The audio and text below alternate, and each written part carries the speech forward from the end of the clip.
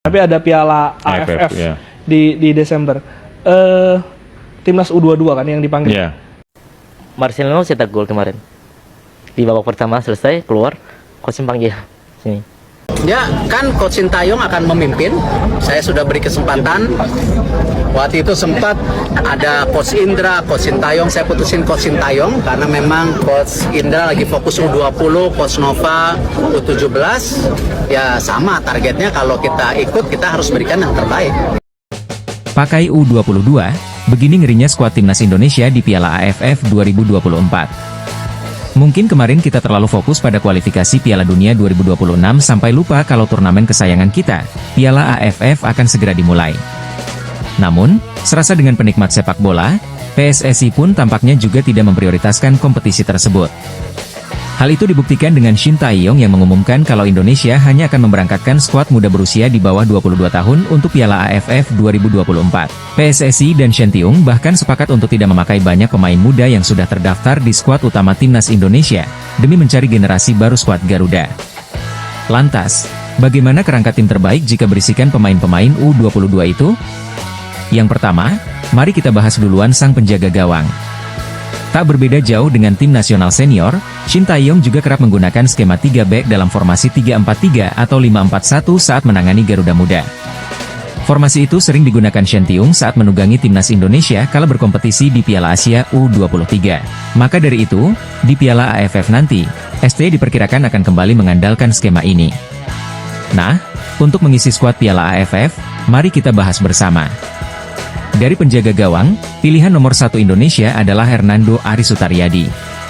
Usianya masih 22 tahun, tapi sudah mengantongi segudang pengalaman internasional bersama tim nasional senior. Di Piala Asia U23, Hernando juga jadi andalan ST. Jadi, akan sangat pas jika Hernando kembali dipilih untuk mengawal pertahanan Indonesia di Piala AFF nanti. Namun, kondisinya Hernando sedang dalam pemulihan cedera bahu. Video yang menampilkan momen dislokasi bahunya pun sempat viral di media sosial. Menurut perkiraan, Hernando akan pulih pada akhir 27 November. Tapi jika dirasa terlalu beresiko, posisi penjaga gawang bisa diisi oleh Dava Fasha dari Borneo FC. Secara postur, Dava lebih bagus daripada Hernando. Dia juga masih sangat muda. Usianya 20 tahun, namun, sudah masuk skuad Piala Asia U23 sebagai kiper ketiga. Piala AFF 2024 bisa jadi ajang pembuktian bagi kiper yang juga berpangkat bribda ini.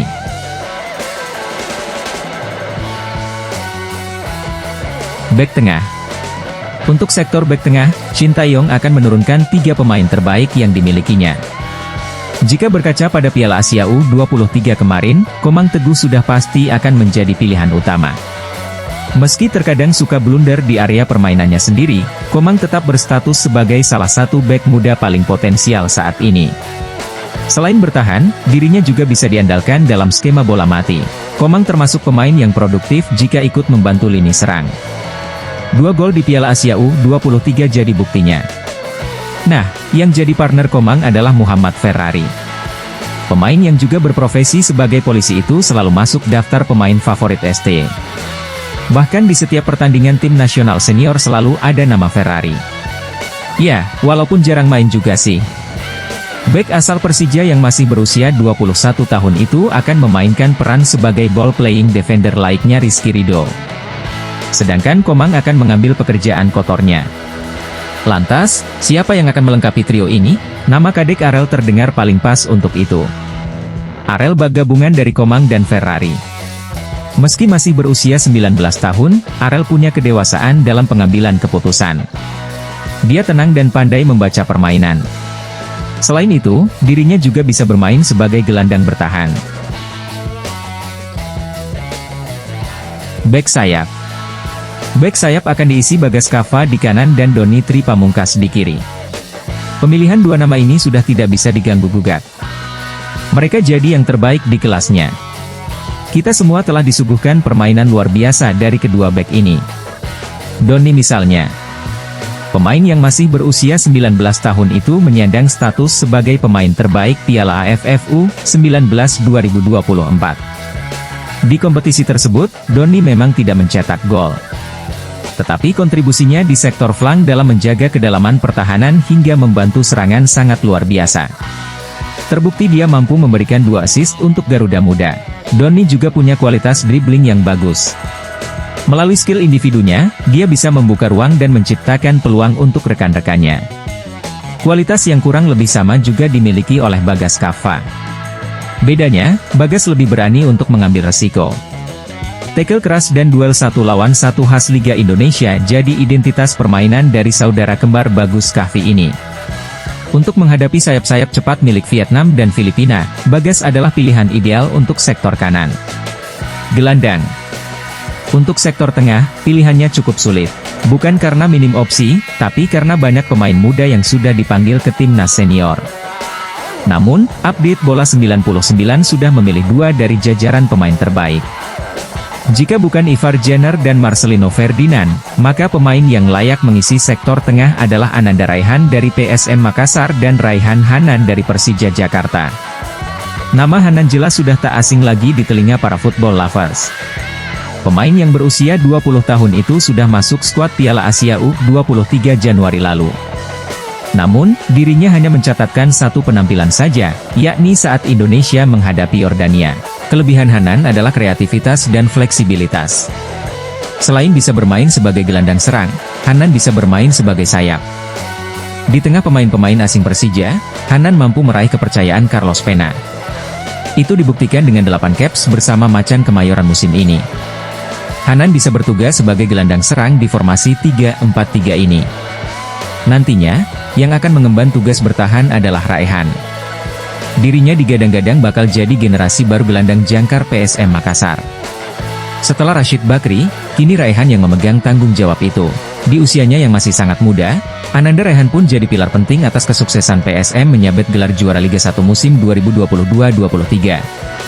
Raihan juga punya pengalaman di tim nasional saat tampil bersama timnas Indonesia U22 asuhan Indra Syafri. Pemain sayap. Bergeser ke sektor penyerangan, Shin Tae-yong diperkirakan akan menggunakan 2 sayap.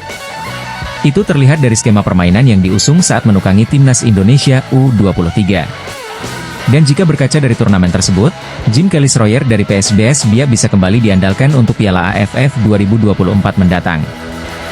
Layaknya pemain sayap asli dari Indonesia Timur, Schroyer merupakan pemain yang kuat dan cepat. Pergerakan dan manuver Schroyer di sektor kiri penyerangan dipercaya dapat membuat pemain belakang lawan tidak bisa bermain nyaman sepanjang pertandingan. Selain itu, Schroyer punya power tendangan yang luar biasa. Sepakan jarak jauhnya bisa jadi senjata rahasia Indonesia di Piala AFF nanti. Jika Schroyer di kiri, maka yang paling tepat untuk mengisi sektor kanan sebetulnya adalah Witan Sulaiman. Berkaki kiri, lincah, piawai memainkan kombinasi umpan pendek, Witan adalah pilihan ideal untuk mengisi posisi itu. Namun, jika Shin Tae-yong benar-benar ingin memakai pemain under 22 tahun, maka Rizky Afrizal bisa jadi plan B. Rizky sudah jadi andalan di skuad Indonesia di kualifikasi Piala Asia U20. Penyerang. Susunan skuad seperti ini akan kurang afdol jika tak mengandalkan striker cerdas nan tajam, Jens Raven. Karena di FC Dordrecht statusnya masih pemain muda, maka kemungkinannya Raven bisa membela Indonesia di Piala AFF Desember nanti. Jika ditanya mengapa harus Raven, Piala AFF U19 2024 dan kualifikasi Piala Asia U20 lah jawabannya. Di 2 turnamen itu, Raven jadi salah satu pemain yang bersinar. Raven menjelma jadi mesin gol baru di skuad asuhan Indra Syafri. Di babak final Piala AFF U19, Raven bahkan membawa Garuda Muda juara lewat gol semata wayangnya ke gawang Thailand. Sebagai penyerang, Raven bukan sosok pemalas. Dirinya tidak hanya beredar di area kotak penalti saja. Raven kerap turun untuk menjemput bola dan lebih terlibat dalam build-up serangan. Lengkap sudah prediksi line up Piala AFF 2024 versi update bola 99. Jika kalian jadi Shin Tae-yong, kira-kira siapa yang akan kalian pilih? Komen di bawah ya.